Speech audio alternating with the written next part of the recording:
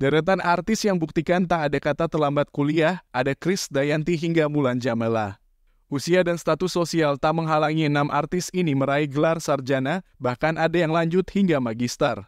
Terbaru Krisdayanti yang kini berusia 50 tahun siap kuliah S1 di Universitas Terbuka, jurusan Ilmu Pemerintahan FISIP, mulai semester ganjil 2025.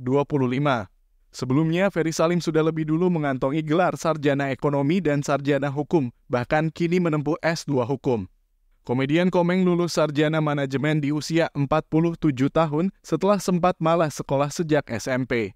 Pasha Ungu meraih gelar sarjana hukum dari Universitas Tadulako pada 2024, berbarengan dengan istrinya. Mulan Jameela lulus sastra Inggris di usia 43 tahun, sementara Christina meraih sarjana hukum di umur 40 dan aktif di politik. Kisah mereka membuktikan tak ada kata terlambat untuk menuntut ilmu, asalkan ada kemauan dan tekad kuat.